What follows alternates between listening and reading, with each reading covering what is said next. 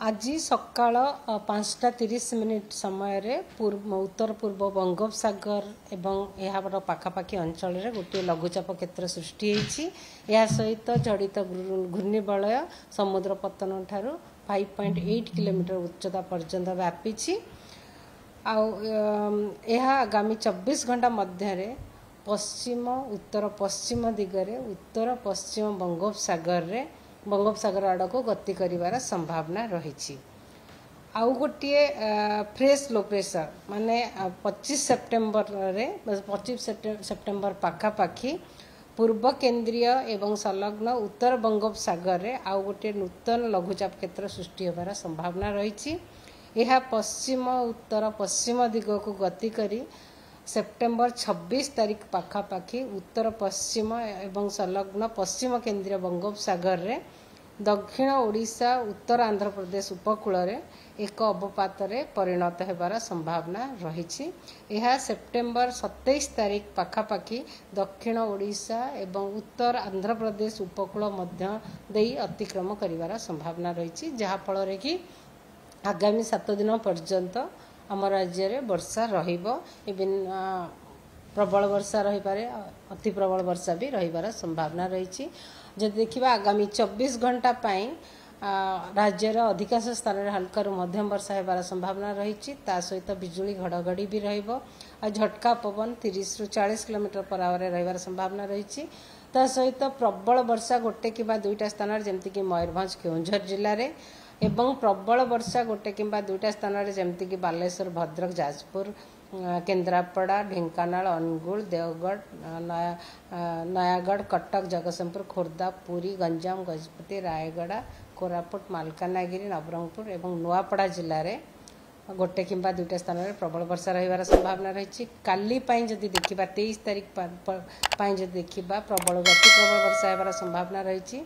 गोटे कि दुईटा स्थान में सुंदरगढ़ एवं संबलपुर जिले में सहित प्रबल वर्षा गोटे कि दुईटा स्थान में जमती कि मयूरभंज केउंझर देवगढ़ झारसुगुड़ा सोनपुर बौद्ध कलाहांडी नवरंगपुर कोरापुट मालकानगिरी जिले में 24 तारीख रे मध्य प्रबल वर्षा गोटे कि दुईटा स्थान में रहीबार संभावना रही, जमती कि बरगढ़ सोनपुर बौद्ध कलाहांडी कंधमाल बलांगीर एवं नुआपड़ा जिला 25 तारीख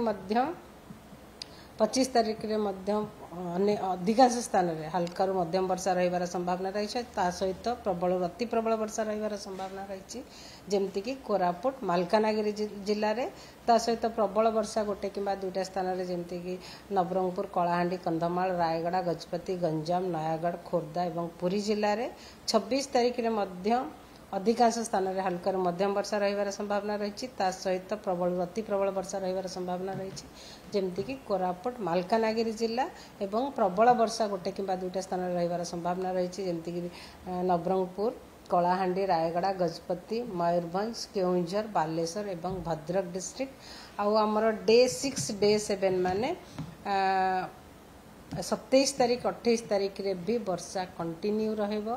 वर्षा अनेक स्थान में हल्का मध्यम वर्षा रहीबार संभावना रही। सहित प्रबल वर्षा गोटे कि दुईटा स्थान में रहीबार संभावना रही, जमती कि नुआपड़ा बलांगीर नवरंगपुर कलाहांडी जिले में 28 तारीख रे नुआपड़ा एवं नवरंगपुर जिले में प्रबल वर्षा रहीबार संभावना रही। आगामी 5 दिन मत्स्यजीवी मानक वार्निंग रही।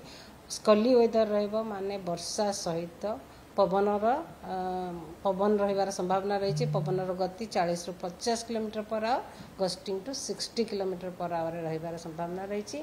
पोर्ट पाई कि इनफॉर्मेटिव मेसेज इश्यू करा जायछि। पवनर बेक आमर उपकूलवर्ती अंचल इभिन आमर साउथ दक्षिण ओडिशा अंचल गुड़िक 30 ରୁ 40 किलोमीटर पर आवर रहीबार संभावना रही। उपकूलवर्ती अंचल 40 ରୁ 50 किलोमीटर पर आवर पवन रही पारे। अधिक घनीभूत होबार विशेष संभावना एवं पर्यंत जी एनालिसिस करा जायछि विशेष संभावना नहीं।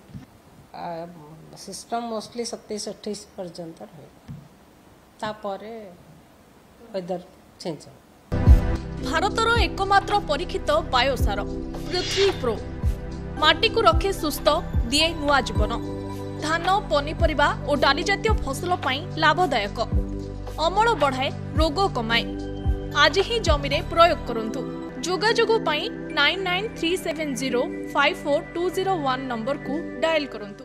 आम सह जोड़ी हेबा पाई आमको लाइक फॉलो और सब्सक्राइब करंतु। अधिक अपडेट पाई विजिट करंतु आम वेबसाइट thequiver.in।